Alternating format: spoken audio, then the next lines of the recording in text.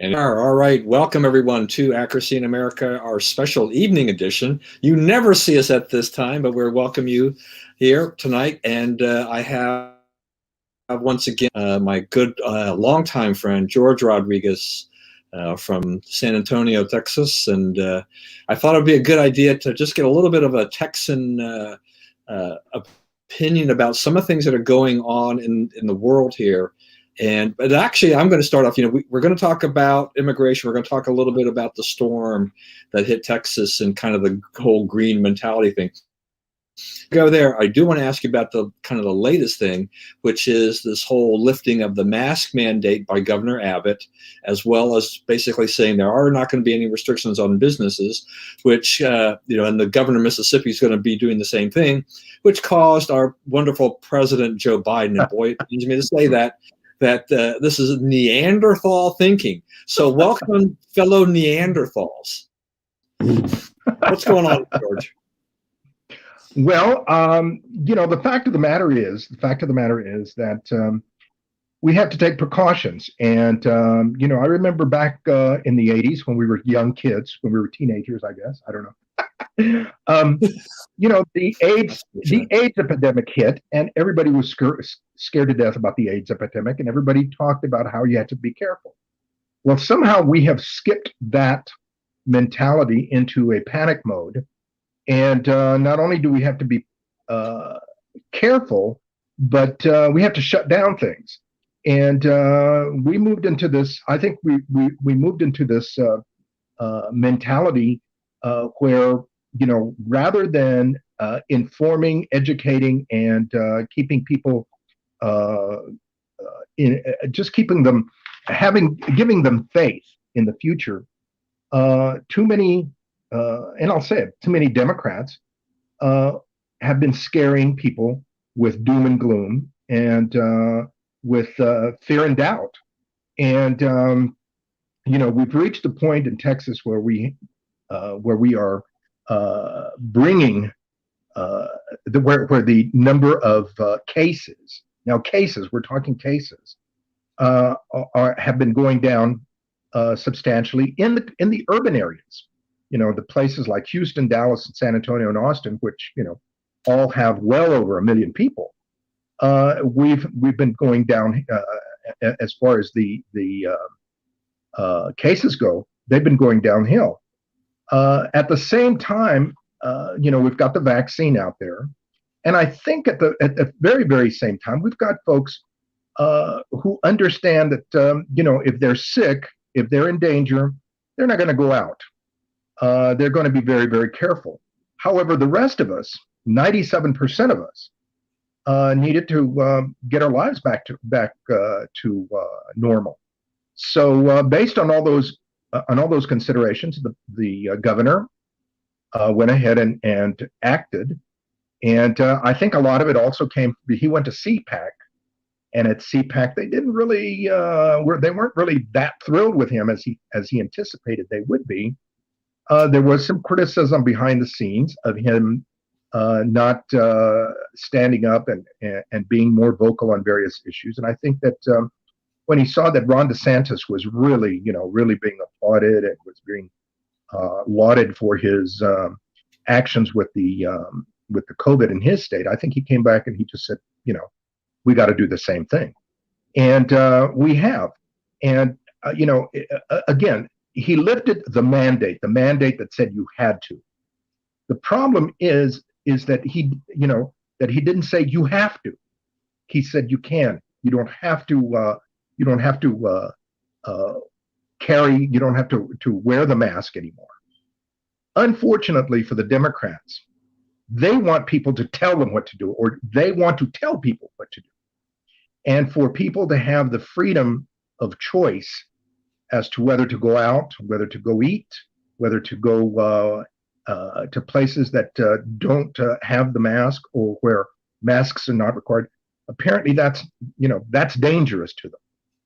It was very interesting, because you're in the media. It's very interesting to watch how the media here locally in the state, really, really spun this whole issue.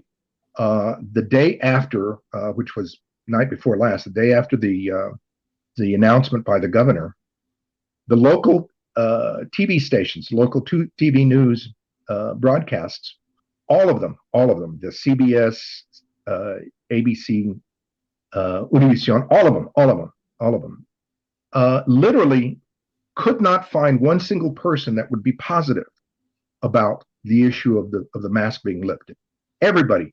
They interviewed people who had relatives that died, who were very upset.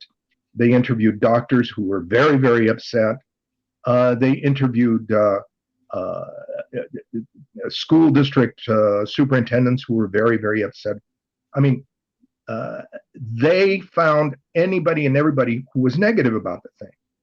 Last night, they found somebody who was, one of the stations found somebody who was positive. And I think that, again, this is a situation where it's up to the individual to make the decision. I am certainly not going to applaud that we are, or not, I'm not going to say that we are doing something extremely dangerous and that everybody should just take off their mask. No. If somebody is susceptible, if somebody is in a high risk, I tell them stay home, continue staying home. I mean, now you can have food delivered to you. You can have people bring you stuff, and now that there's, that it's more open, people can, you can call on people to bring you stuff. So don't go out if you're susceptible. On the other hand, the facts show us that less than 97% of Bexar County's 1.5 million people, where I live in San Antonio, less than, more than 97%, 97.8 to be exact, experienced very little to no symptoms regarding COVID. They're very, very, those are the people who were the cases. We don't know how many people never got it. On the other hand, there was a number of folks who were hospitalized seriously, and there's an even smaller number of people who actually passed away. It's tragic. It's very, very sad. But I'm sorry, and it sounds heartless, but the fact of the matter is that when you've got 3% of the people who are suffering, the other 97% should not suffer. Should not be, you don't throw the whole society into a tailspin. And too many of us feel that that's exactly what happened. This is not to say that, again, I am not saying that the COVID pandemic was not real. I am not saying that people actually got sick and died. I'll tell you, Don, I have a history of asthma. I have diabetes, and I'm 70 years old. I didn't get sick. I haven't gotten sick. And I've been around illegal aliens who heaven knows what they're carrying. I mean, I'll tell you more stories about that later when we talk about that subject. But, I'm sorry. I am now working with the youth in primary, as we call it in our church. I'm working with little kids. I don't know whose inspiration that was, but I'm working with little kids. And these little kids, their noses are always running. I haven't gotten sick. I'm sorry. So all that tells me, again, is that whatever metabolism I've got, I have not been very susceptible to this pandemic. On the other hand, yeah, I know of some friends that have gotten fevers. I've known some friends that have been, I don't know really of anybody, to be honest with you, that has been actually hospitalized. But I do know of some people who have been, bedridden, who were scared, about it. But I applaud the governor. I think it was time. To listen to Biden this morning talk about our governor and to talk about our state, he's not leading with inspiration. He's not leading with faith in the future. He's not leading with anything other than fear and doubt. He wants to instill more fear and doubt and keep things the way they are. Well, I love to tell people that tyrants hate for people to be economically independent, and that's what we're looking at. We need to be individuals need to get back to have their economic independence and get out there and start working. I mean, who's going to pay for Yeah. $1.9 trillion anyway? If it's not I mean, us. I think Biden made a very big mistake by calling, the governors, this thing of being Neanderthal in their thinking. And I think it's an interesting point you made, though, too, about, Governor Abbott, traveling to CPAC in Florida, because Ron DeSantis has shown what happens when you reopen, and that, he didn't just say, hey, just go for, just this wild willy-nilly thing. I mean, they're still, they still have infections, but their per capita on their hospitalizations and their death rate are lower than New York. They're lower than California. I mean, the blue states that have got these total lockdowns have, they're far worse off with. They haven't accomplished anything. And so, as you have said, and as other people are saying too, what Governor Abbott has said, is just that we're lifting these mandates, these restrictions, but it doesn't mean that everybody should go and pull their masks off. And if you're running a business, you make that decision. Do you go to 100% or do you go to 75% or whatever? There's no guarantee that people are going to flock to your business yet.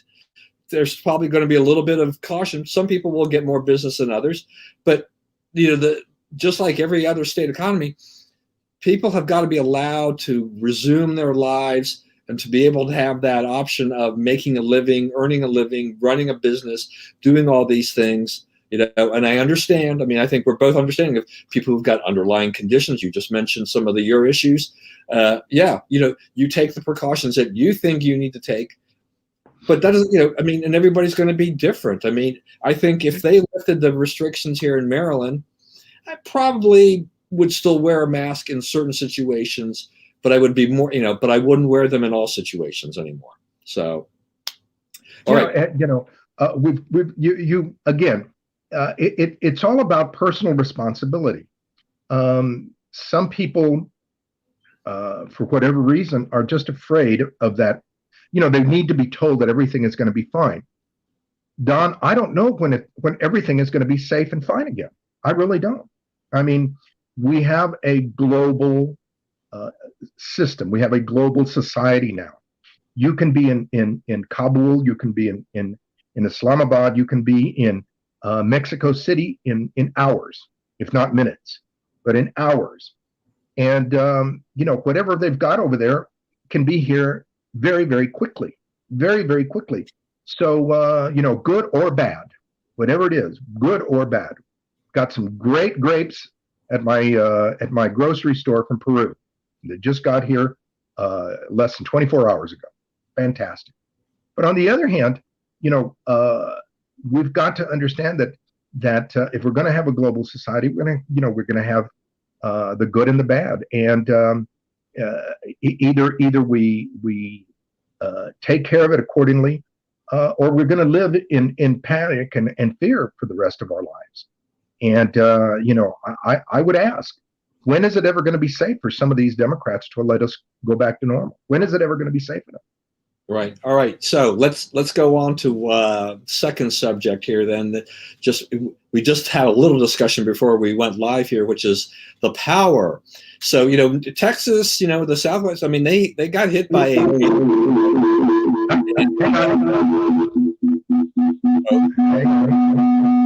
Getting a reverb.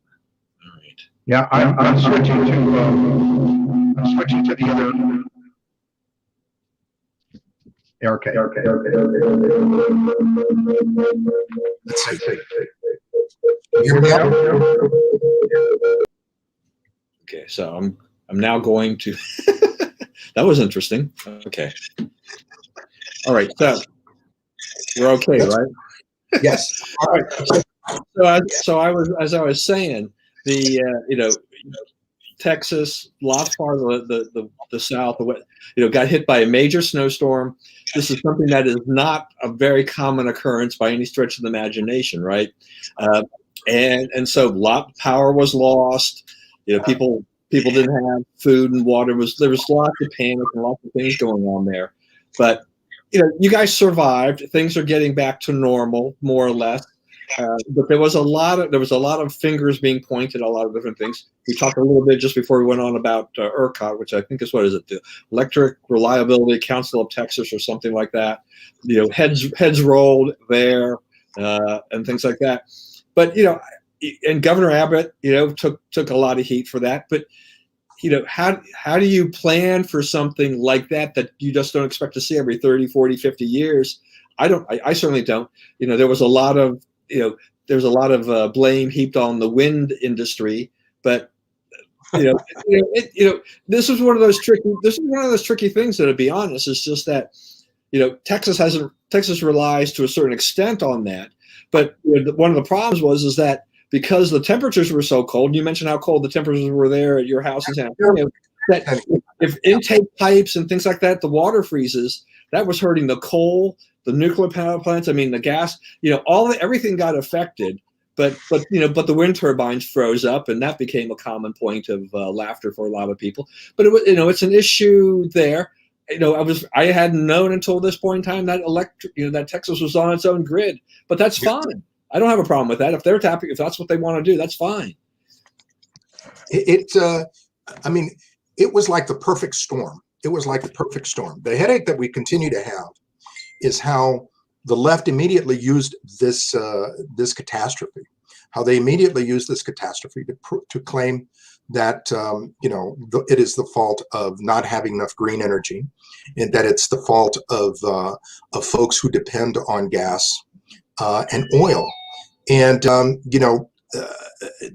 that's so far from the facts. The fact is, and this is the fact, that the wind turbines that are used to generate electricity, they started to freeze, and that started the whole domino effect. They started to freeze. Now again, nobody had planned, nobody had engineered, nobody had built things, including those wind turbines, to resist a cold blast, a blizzard last this long. So when they started to freeze, it started to take down the grid. It started to take down, and up to I believe it's 45% of those windmills went down. So the other aspect of it is, the other factor in this whole thing was that the bigger cities, San Antonio included, San Antonio, Austin in particular, Houston and Dallas, have been Amber Alert. Sorry about that. These major cities have been in the process of over the past 3-4 years of getting rid of their carbon print, as they call it, which is all the coal plants, the coal-powered energy plants, the gas-powered energy plants. They started getting rid of them. Here in San Antonio, we used to have 4 of them. We have 1. Well, these plants could have very easily been utilized as backups, but they weren't in existence. They weren't in operation. And so when things went south, that's what happened. And then, like I'd mentioned at the very, very beginning, before we started the show, we had some novice, I would call them, I'm trying to be nice, some novice board members of both ERCOT as well as the local energy company, and they admitted that they were not prepared. They admitted that they hadn't thought about these things. Well, I mean, one of the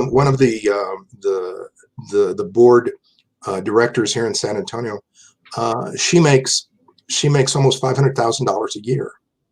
I'm sorry, you tell me that you hadn't thought of it.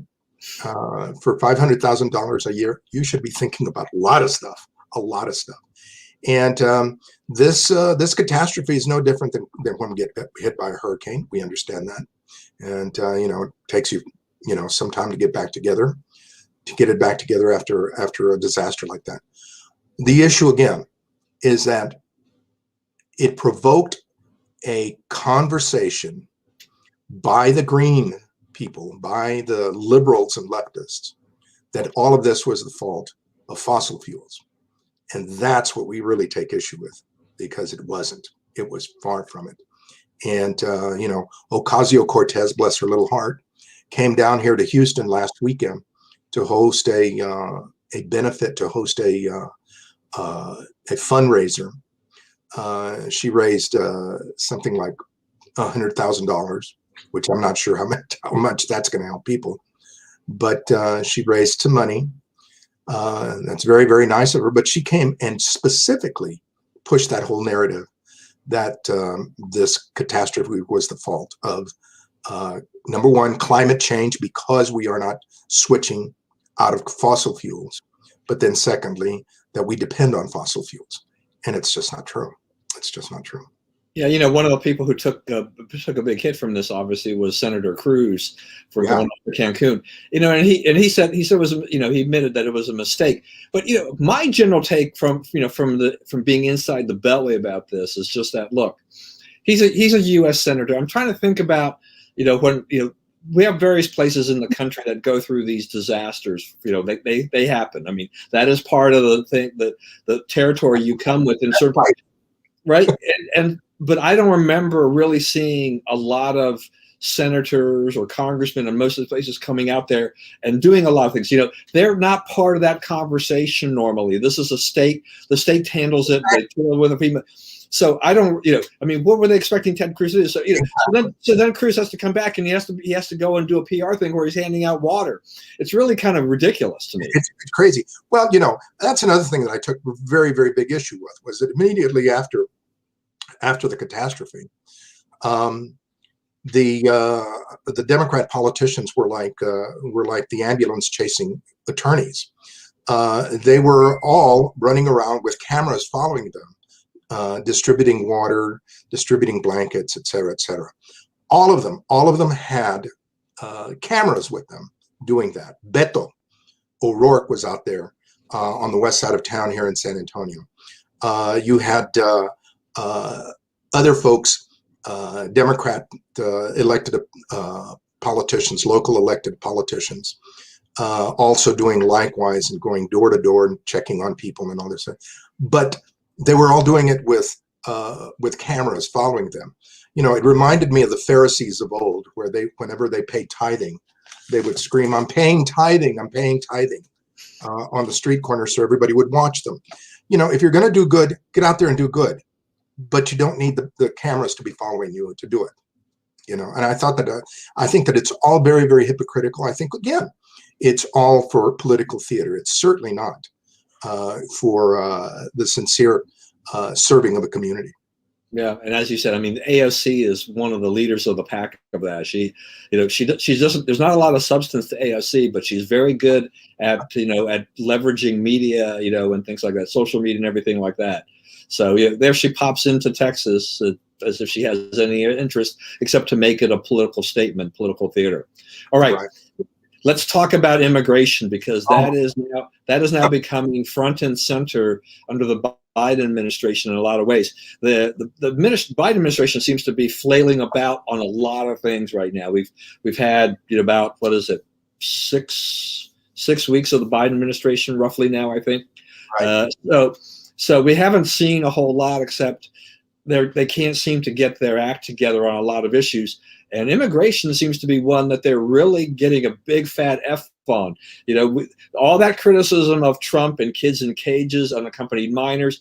When I was watching Fox News the other day, they put these figures up about how many unaccompanied crossings they had been reporting for the last several years, fiscal years. And DHS had predicted that this fiscal year was going to be like 117,000. Well, that is more than the last two fiscal years combined in the crossings. Things are getting better. Basically, to me, it looks like as soon as Biden, won the election, everything changed, right? Everybody who couldn't get into this country before and hoped to, they said, "Oh, hey, look.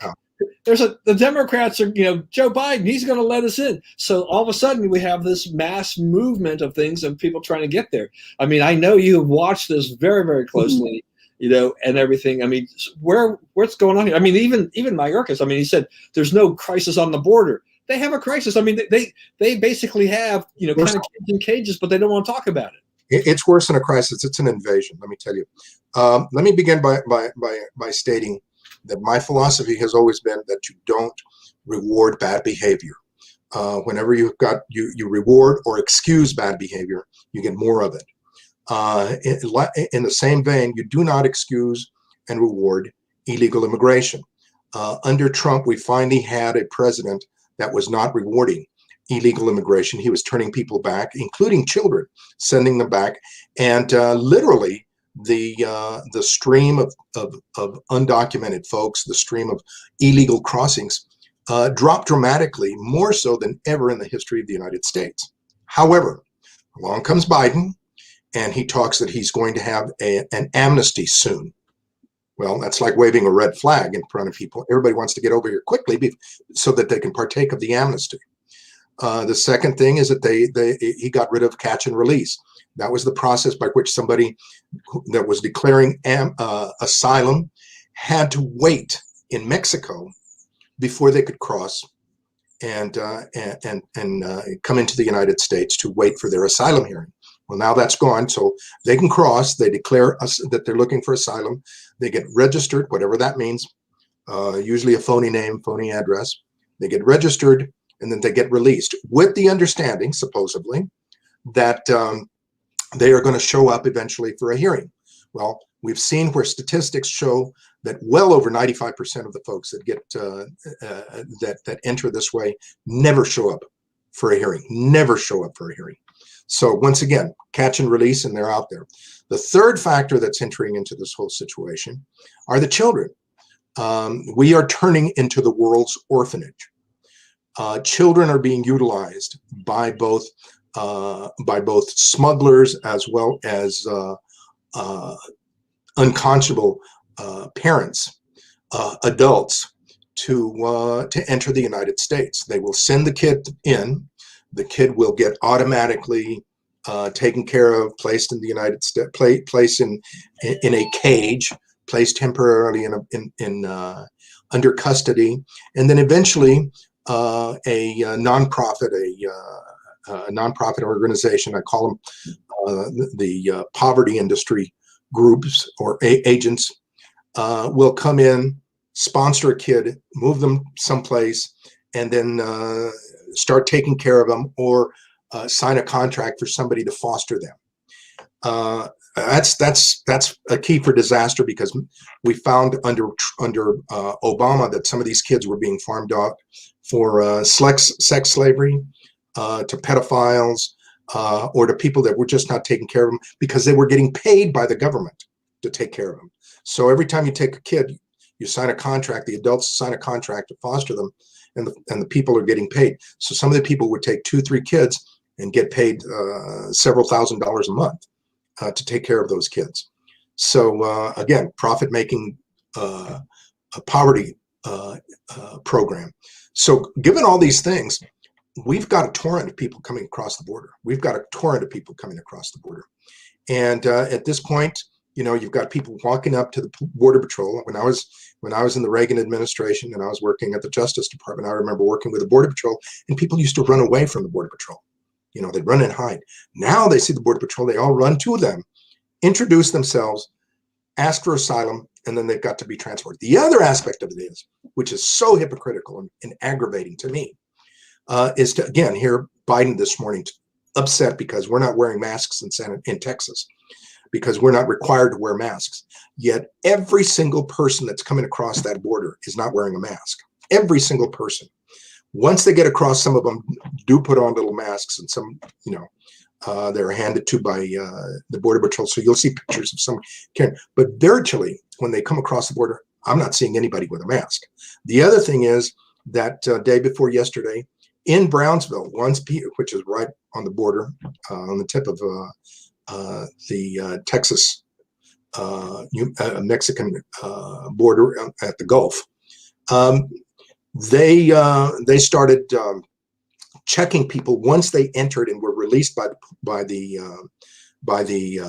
Border Patrol. Before they boarded a bus, a Greyhound bus, some people were being checked. Virtually something like 30% of them something like 180 people were counted that tested positive for COVID. Now, he's worried about us infecting each other. What about these people crossing, infecting us? I mean, what about that? Now, the hypocrisy is so big that even the Democrat elected officials in those communities along the border are starting to panic.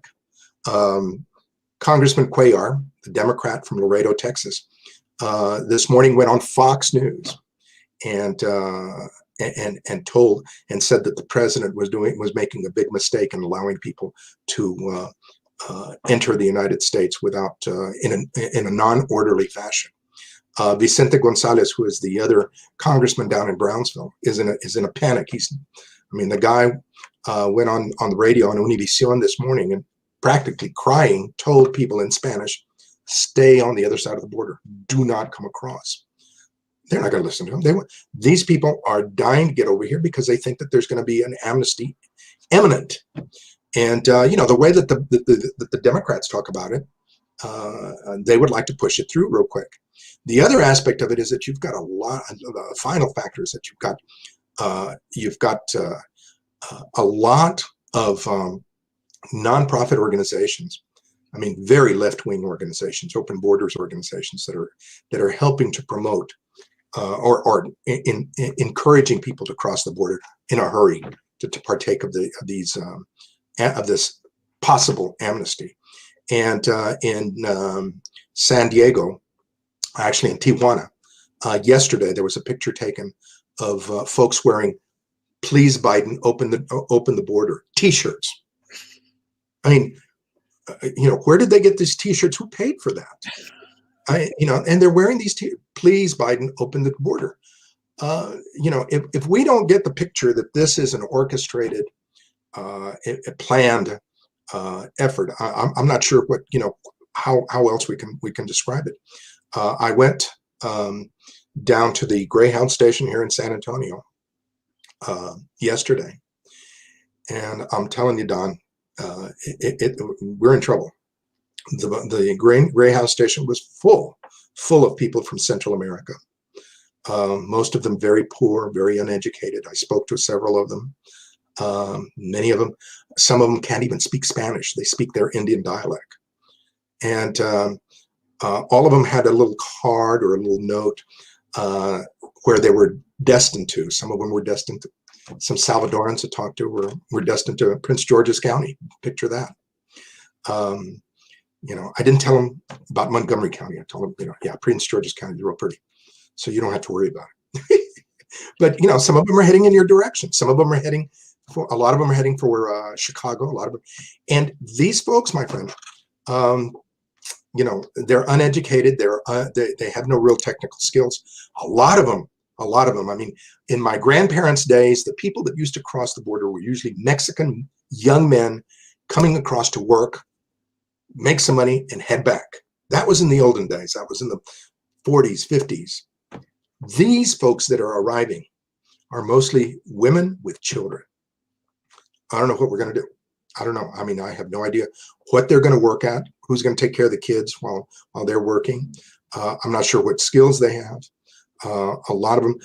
You also have teenagers, a lot of teenagers. I didn't see anybody that looked like they might be members of MS-13, but I guarantee we're going to have a problem with that. It is really, really disturbing to me what is happening at the border and what we're seeing now in our community, or what we will be seeing soon in our communities. Just as a side note, I remember I have been to San Antonio several times over the years, and it's been a long time since I've been down there, but I stayed at a hotel, pretty historic hotel, I guess, and it was right around the corner from the Greyhound bus station in downtown San Antonio. And I'm trying to remember the name of the hotel now, but I think it changed hands or changed nameplates. But in the lobby of that hotel, actually, it had the old telephone switchboard on display that from the old days, and I can't remember the name of the darn hotel, but it was nice. I think I was there for a convention, but it also ran over on a Super Bowl weekend when the Steelers were playing in the Super Bowl. That's what I recall. But You're right. I mean, it's interesting. I mean, particularly, this is the one thing that really gets me. I mean, not just all the other points you said about, this flood of people coming over and stuff like this, but down to this public health crisis. If we're still talking about issues, I mean, if the Democrats and Joe Biden are still talking about, COVID, and you got to be safe and we have to watch out. We're getting there, but we're not out of the woods yet. And that you're allowing these people to come in from these countries completely untested, knowing too that basically it's like, what is the medical care from the countries they're coming from? They're not all Mexicans; they're coming from Honduras. So it's like they want good medical care here, but the last thing we need is to have people who actually are COVID positive coming into this country and then going who knows where at that point. We have now, under Obama, I don't know if you recall, but under Obama, there were a lot of folks that were brought in to the United States. I'm not sure why we couldn't take care of them in their home countries, in Zaire in particular, but there were a lot of people that were brought that were infected with Ebola. Under the Obama administration, when we had the surge of kids coming across the border, the Border Patrol agents ended up, so many of them that I talked to, ended up with all sorts of disease like, they ended up with lice was very, very common. They ended up with mumps, with measles. This was very, very common for the Border Patrol agents.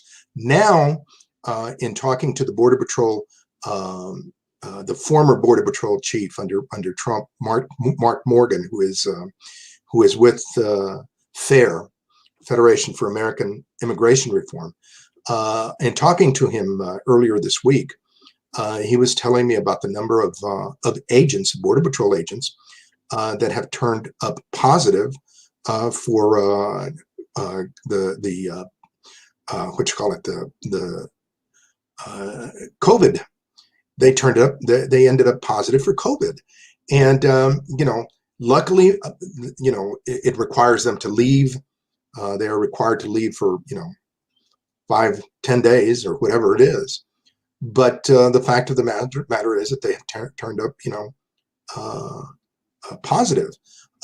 There have been some deaths from COVID-related, the COVID-related virus within the Border Patrol.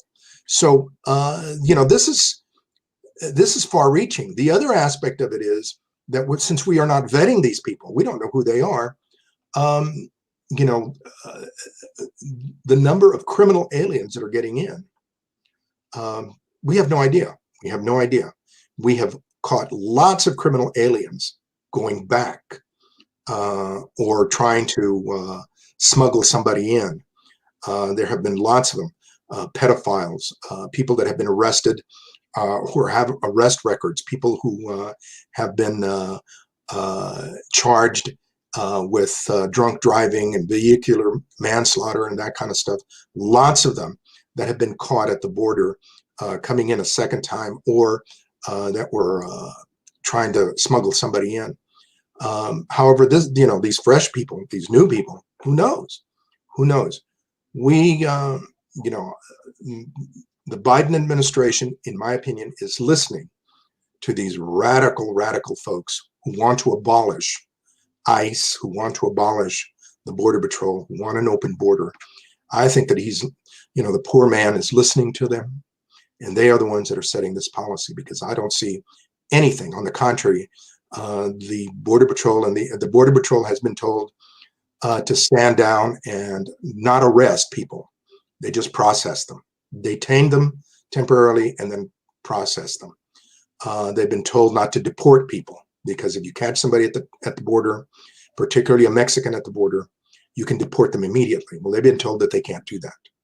On the other hand, ICE has been told that they cannot go to a county jail to pick up a detained alien. And the reason they're in jail is because they got arrested for doing something wrong. Well, they're not allowed to do that. They're also not allowed to deport anyone at this point. I mean, these things, these orders from the White House they encourage the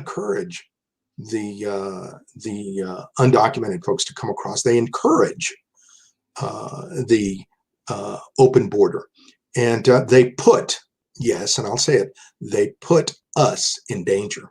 They put us all in danger. I don't know if I told you the last time that we talked, but my niece here in San Antonio was in her car and got rear-ended in her car by somebody who was an undocumented alien in a car that was not registered.